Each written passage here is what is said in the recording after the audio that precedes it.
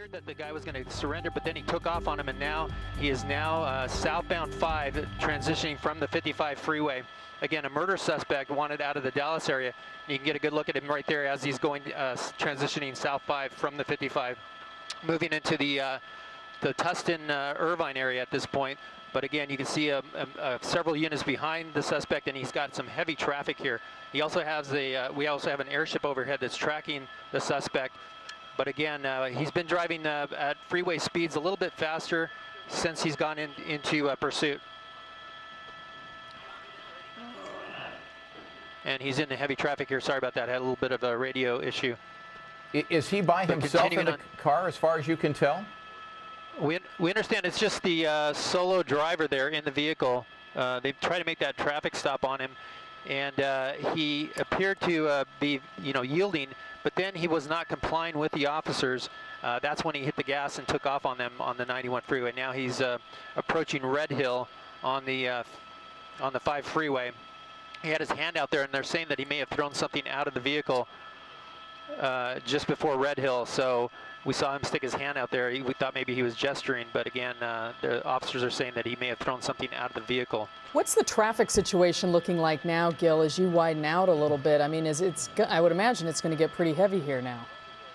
Well, right now, Carolyn, the 5 freeway is moderate traffic heading southbound. The northbound side is where it bunches up quite a bit at this hour. He's going to have some issues when he gets down to the 133 and the 405, the El Toro Y interchange. That's where he's going to hit some heavier traffic. But for now, he's got some clear sailing here, and no sign of him giving up. You know, one of the unusual things, at least appears from where we are, that he doesn't seem to be going all that fast. I understand there's a lot of traffic on the freeway, but it doesn't seem like he's going that fast. Yeah, that's correct, Chuck. He's basically keeping up with freeway speeds. He's driving as if there was no one behind him, and that's the strange thing. He's being very cool about it, and but continuing on. He knows that the police are behind him. He knows that they want him to stop, and it appears that he knows that what he's wanted for. So he's just going to continue on here and see what they're going to do. Now, I've heard that they at this point they're not talking about doing a pit maneuver or trying to get spike strips out ahead of him. And we understand that he's on his cell phone. I'm going to double in here to take a closer look at that driver. Looks like he just took off his seatbelt, and now he might be exiting here at Jamboree. We'll see what he does. And he is. He's getting off at Jamboree, off the 5 freeway. This is going to be in the Irvine area.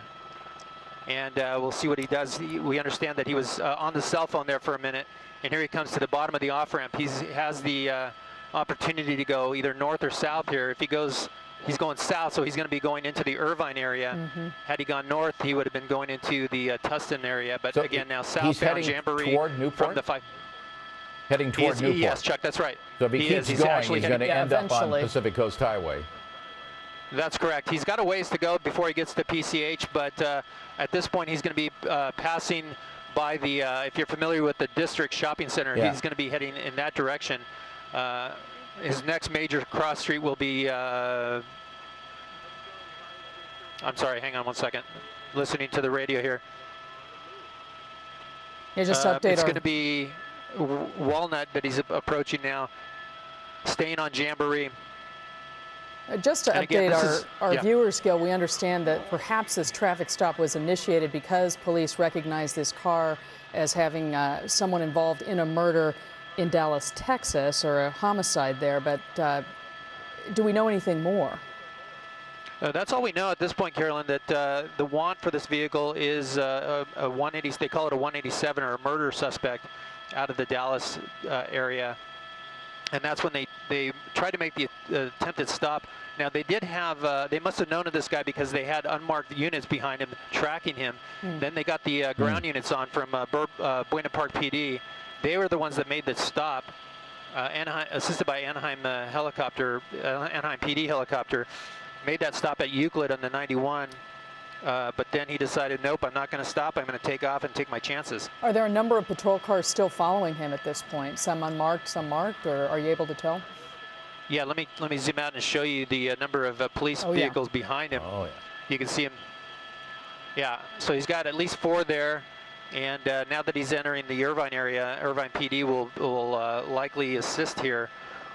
as they continue southbound on Jamboree. Because he's a wanted suspect from the Dallas, Texas area, we're not sure if he's familiar with this area or not, but as Gil has pointed out, if he keeps going on Jamboree, eventually he's going to run out of road there as he hits Pacific Coast Highway, and then he's going to have to go either north or south or perhaps onto Balboa Island.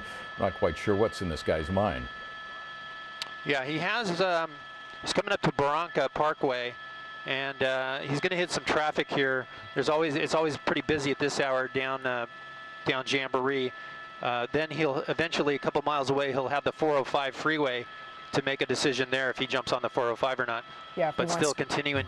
Wants to get back on the freeway perhaps, but certainly he's moving along at a pretty good clip here. At this point, like you said, he's going to be hitting some traffic as he approaches a signal here.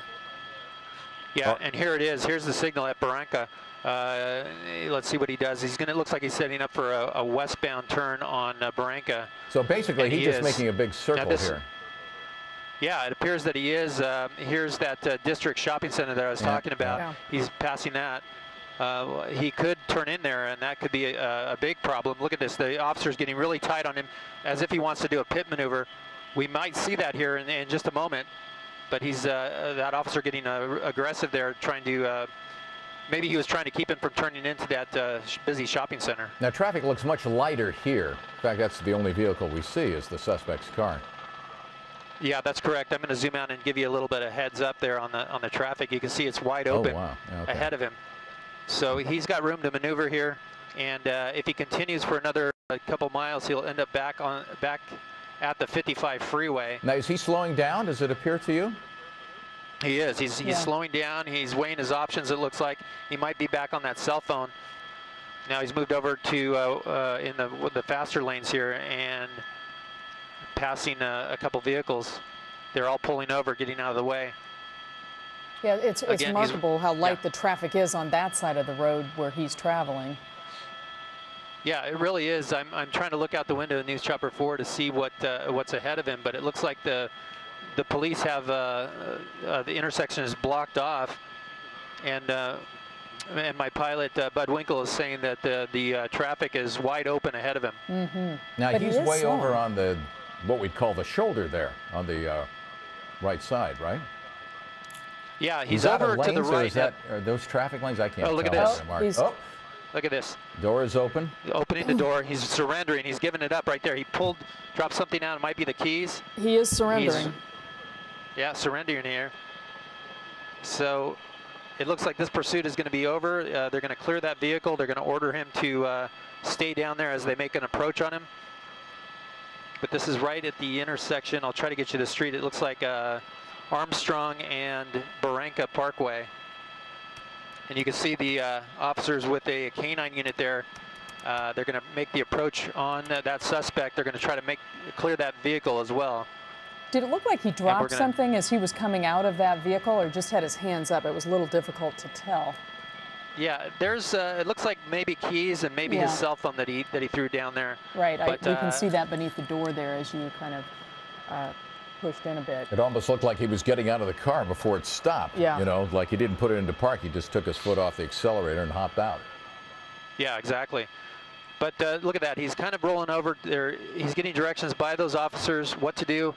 And again, he's not totally complying with them. I don't know if he can't hear them or if he's just doing this to look at this. He's getting back up.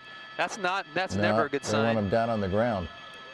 Exactly, unless they're Chuck, asking him to move, but that would be unusual, wouldn't it? He's quite a distance from the automobile. I would think that portion would be okay.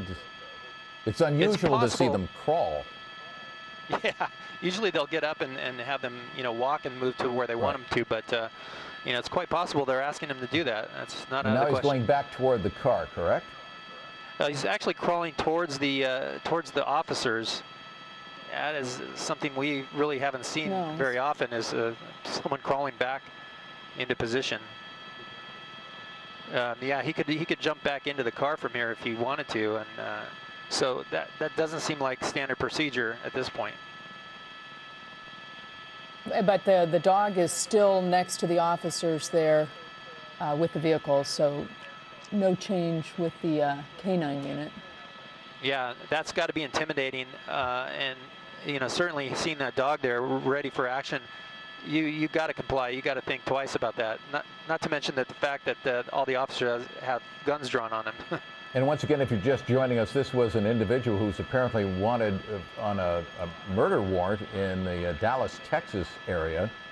And we picked this up going south on the 55 and then up to the I-5 in the Tustin, Irvine area, then on Jamboree, and now we're at Armstrong and Barranca. So still in the Irvine area where it has come to a conclusion, and we can see him now kind of, it appears, crawling his way toward the police vehicles. Yeah, it's highly unusual to see this. I've never seen this actually happen before, so once again, this is what he's going to do. Intersection of Armstrong and Barranca, correct? Yeah, I'm looking at the map here. It looks like we're over Barranca, and the cross street there, I believe, is Armstrong. Yeah, now this is right near the old Tustin Marine Corps Air Station. Yeah, okay. Right. This is really odd that they would have him crawl up to them. Yeah, no doubt. I mean, you know, usually we'll hear them or have him stand up and walk backwards towards them. We'll see, you know, at times they'll have him lift his shirt up to make sure he has no weapons. But this is really, really unusual. And he's, you would think at this point they might tell him to just hold while they approach him, because, you know, behind your back and or lie back down on the pavement. But he seems to be still moving. Yeah, exactly. It's so unusual to see this happen. That dog is now in the back of the police car standing by, but these officers here, there's 3 officers on that side of the car, plus it looks like an undercover, maybe detective there that's encouraging him to continue on. So it looks like they're going to make their approach on him now and take him into custody. I mean, this is unbelievable. He's just crawling right up to the officers. This is something we don't see often. And the plainclothes officer is the one that is putting the cuffs on him. Yeah.